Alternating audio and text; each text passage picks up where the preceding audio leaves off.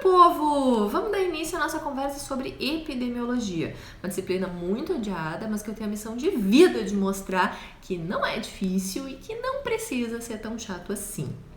Um dos motivos que eu acho que as pessoas desgostam tanto da epidemia é que, ao contrário da clínica, que é individual, tá ali, médico, paciente, papum, a gente tá acostumado, a epidemiologia estuda determinantes de saúde em populações, em grupos de indivíduos. E aí, por consequência, não é tão simples assim de enxergar onde que tá no nosso dia a dia. Mas vocês vão ver, até o final dessa disciplina, que a epidemia tá em absolutamente tudo.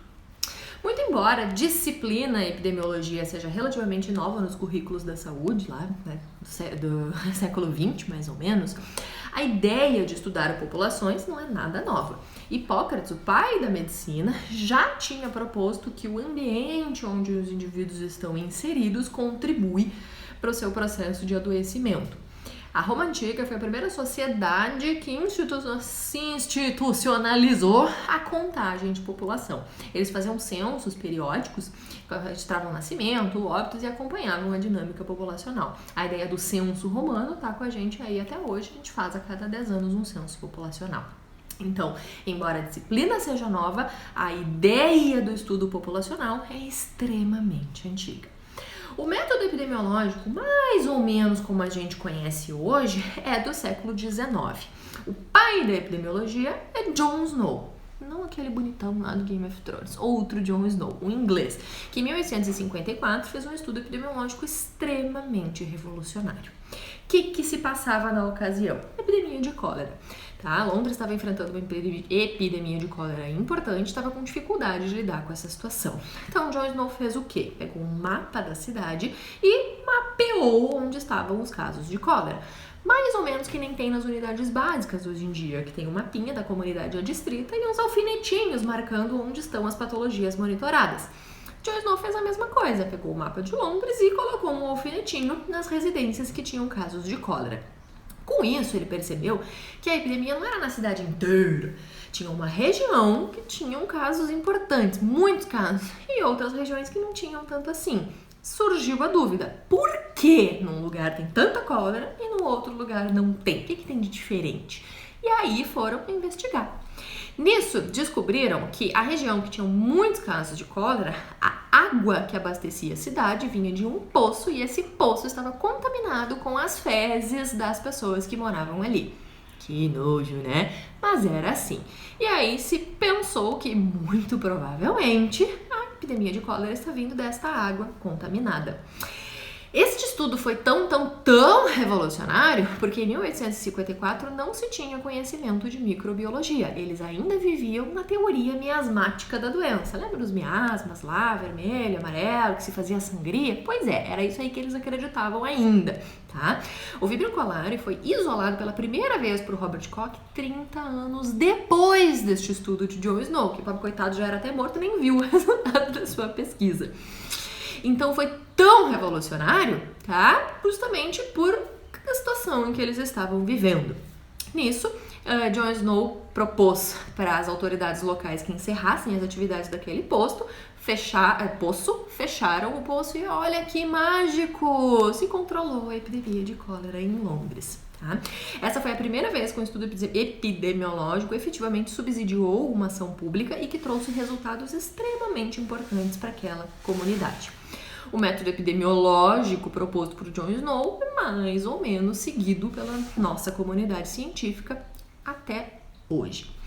Com base neste estudo de John Snow, a gente consegue perceber o quanto a epidemiologia faz por nós e o quanto ela está aí no nosso dia a dia. Primeira coisa que a gente pode tirar da epidemiologia é o conhecimento a respeito de situações de saúde na população, né? A gente pode descrever situações de saúde. Como é que a gente sabe quantos hipertensos, quantos diabéticos, quantos casos de neoplasia a gente tem? Porque a gente descreve uma situação populacional, situação que quiser. A partir da descrição, a gente pode predizer tendências de adoecimento. Por exemplo, quantas curvas de contágio de Covid vocês já viram por aí? Vocês acham que elas saíram da cabeça das pessoas? Claro que não. A gente estuda como que o negócio se comporta e, a partir disso, prevê como que ele tende a se comportar daí pra frente. Outra coisa importante que a epidemiologia faz é tentar explicar situações de saúde. Por que numa região de Londres tem mais cólera do que outro? Por que um país tem mais Covid do que outro? Por que um país tem mais mortalidade materna do que outro? E assim por diante, tá? Tentar explicar por que uma coisa funciona diferente da outra nos diferentes locais. Explicar as situações de saúde. A gente também pode propor medidas de solução a partir do conhecimento que se tem até aí, né? Por que se propôs fechar o poço? Porque se viu que o poço estava sendo a causa da doença. Por que a gente está se recomendando usar máscara e fazer distanciamento social? Por que o hipertenso não deve comer sal? Por que o diabético deve fazer uma dieta adequada? N exemplos a gente pode dar, né? A partir do conhecimento, da descrição, da tendência de adoecimento, a gente consegue propor medidas para tentar melhorar esta situação.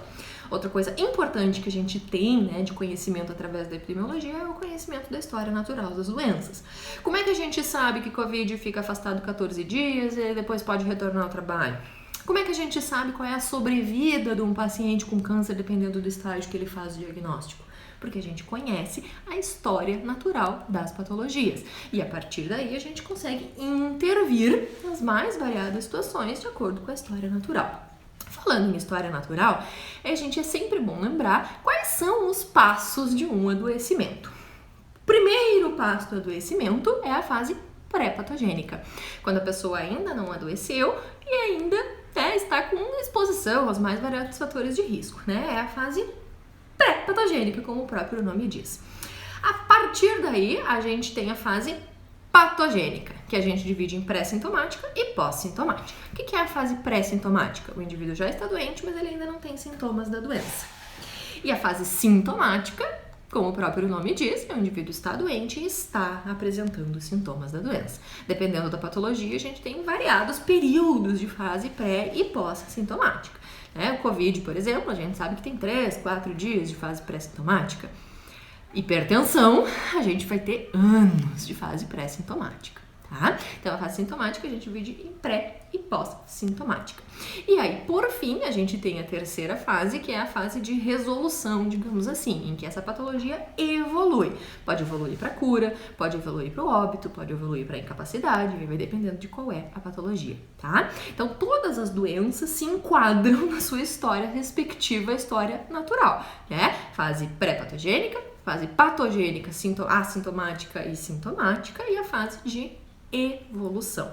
Conhecendo a história natural das doenças, a gente tem capacidade de definir como que a gente vai trabalhar preventivamente em cima dessas patologias, que são, vocês já devem ter ouvido falar, as prevenção primordial, primária, secundária, terciária e quaternária, tá? A gente tá falando em prevenção primordial quando a gente tira o fator de risco da pessoa, né, ou do ambiente. A pessoa nem chega a ter contato com o fator de risco. Por exemplo, vamos fazer campanha anti-tabagismo para que as pessoas nem comecem a fumar. Isso é uma prevenção primordial. Atua na fase pré-patogênica e tira o fator de risco. A gente chama de prevenção primária quando a gente modifica a exposição ao fator de risco, mas a gente não consegue tirar o fator. Por exemplo, Covid. A gente não consegue tirar o Covid daí, infelizmente, mas o uso de máscara, lavagem de mãos e distanciamento social é uma prevenção primária. A gente modifica a maneira como a pessoa está se expondo a esse fator, por mais que o fator ainda exista por aí, tá? Tanto a prevenção primordial quanto a prevenção primária atuam na fase pré-patogênica. Já a prevenção secundária, a gente chama o diagnóstico precoce, tá? Por exemplo, o rastreio de câncer de mama com mamografia, o preventivo de colo uterino, tá? N medidas de rastreio para diagnóstico precoce se enquadram em prevenção secundária, tá? E a prevenção secundária atua na fase patogênica, porém pré-sintomática.